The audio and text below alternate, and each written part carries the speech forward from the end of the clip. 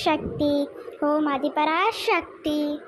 என் அன்பு குழந்தையே, அம்மா ஆடம்பரமாக வாழ்வதற்கு கூட அதிகமாக போராட வேண்டியதில்லை. நிம்மதியாக வாழ்வதற்கு சாகும் வரை போராட வேண்டியதாக இருக்கின்றது.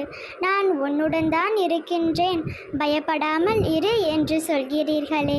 என்னுடன் இருந்து நான் படும் கஷ்டங்களையும் துன்பங்களையும் நான் விடும் கண்ணீர் துளிகளையும் வேடிக்கை மட்டும்தான் பார்த்து கொண்டிருக்கிறீர்களா அம்மா? என் கஷ்டங்களுக்கு ஒரு தேர்வே இல்லையா என்று கேட்கின்றாய்.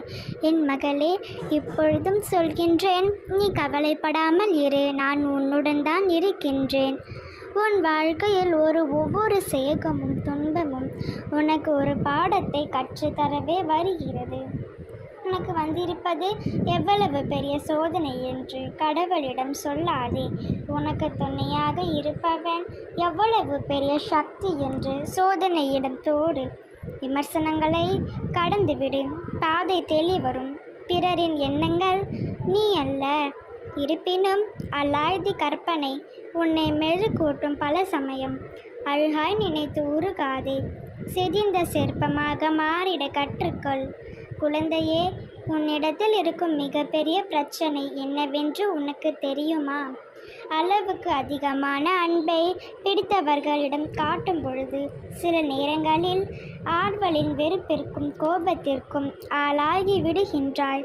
கலங்காதே.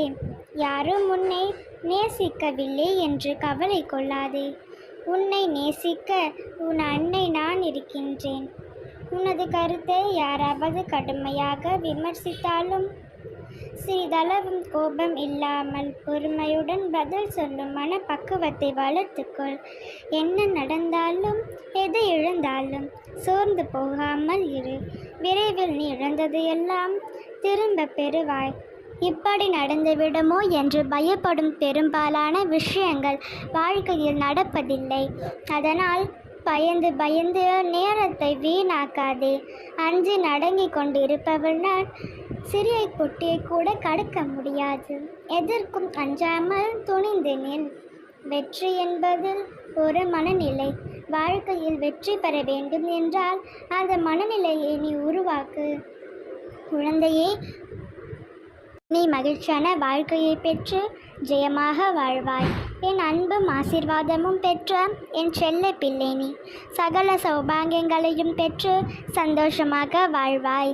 இனி எதற்கும் கலங்காதே. நல்லதே நடக்கும். ஓம் சக்தி, ஓம் அதிபராசக்தி.